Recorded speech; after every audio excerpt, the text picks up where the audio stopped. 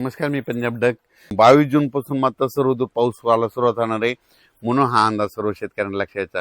मग 22 जून पासून तर डायरेक्ट 2 जुलै पर्यंत, 22 जून ते 2 जुलै पर्यंत राज्यात सर्वत्र सगळीकडेच पाऊस पडणार आहे, म्हणून हा अंदाज लक्षात. राज्यात सर्वदूर मात्र उद्या रात्रीपर्यंत बऱ्याच भागामध्ये कव्हर करून जाईल. 23ला आणखी संपूर्ण व्यापून टाकेल. राज्यात पेरणी योग्य पाऊस मध्ये ह्या सुरुवात होणार आहे उद्यापासून, म्हणून ही अंदाज सर्व शेतकऱ्यांना लक्षात.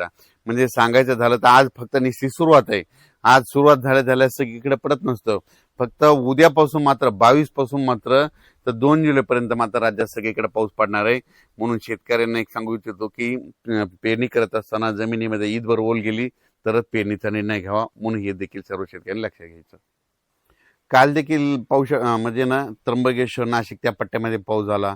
त्याच्यानंतर सिन्नरकडे झाला, त्याच्यानंतर अहिल्यानगरकडं श्रीरामपूर पट्ट्यात झाला, त्याच्यानंतर मुंबईला देखील पडला, कोकणात देखील बऱ्याच ठिकाणी चालू होता. त्याच्यानंतर बीड जिल्ह्यात तुरळक काही ठिकाणी पडला. इकडं नांदेडकडं धर्माबादच्या पलीकडे तेलंगणाकडे पडला. म्हणजे गडचिरोली त्या पट्ट्यात देखील थोडाफार झाला. म्हणजे काल थोडी वाढला. आजपासून जरा जास्त प्रमाण वाढणार आहे. म्हणजे आजपासून म्हणजे सुरुवात जास्त आहे, पण उद्यापासून मात्र राज्यात सर्वत्र पाऊस येणार आहे, म्हणून हा अंदाज लक्षात घ्यायचा आणि आपण आपल्या पेरणीचं नियोजन करायचं. आणि राज्यातल्या सर्व शेतकऱ्याला सांगू इच्छितो की म्हणजे आता म्हणजे 21 जून ते 2 जुलैच्या दरम्यान राज्यात सगळीकडे पाऊस पडणार आहे आणि सगळ्या शेतकऱ्याची पेरणी सुरू होईल. पण परत शेतकऱ्यासाठी एक आनंदाची बातमी.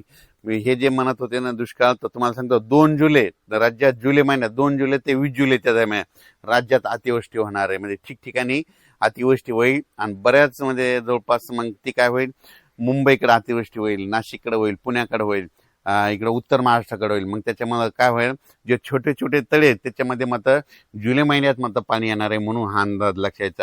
जायकवाडी देखील जायकवाडीचे जे लाभ क्षेत्राचे उत्सव आले ती सुद्धा आनंदाची बातमी. जुलै महिन्यात काय होणार आहे, नाशिक उत्तर महाराष्ट्राकडे जोरदार मुसळधार अतिवृष्टी होणार आहे. त्याचं पाणी गोदावरीला येणार आहे. मग त्याच्यानंतर धरणामध्ये आवक यायला थोडीफार सुरुवात होईल, म्हणून हे ऊस शेतकऱ्यासाठी आनंदाची बातमी. म्हणजे जुलै महिना शेतकऱ्यासाठी सगळ्यात फायद्याचा ठरणार आहे, म्हणून हा अंदाज सर्व शेतकऱ्यांनी लक्षात घ्यायचा. आजपासून राज्यात निश्चित पावसाला सुरुवात होणार आहे, पण 22 पासून राज्यात सगळीकडे पावसाला संपूर्ण महाराष्ट्रामध्ये पाऊस दाखल होईल. 23ला सगळ्या जवळपास बऱ्याच भागात दाखल झालेला असेल, 24ला सगळीकडे पडलेला असेल, 25-26ला शेतकऱ्याच्या पेरण्या लागवडी सुरू होतील, म्हणून हा अंदाज लक्षात घ्यायचा. अचानक वातावरणात बदल झाला.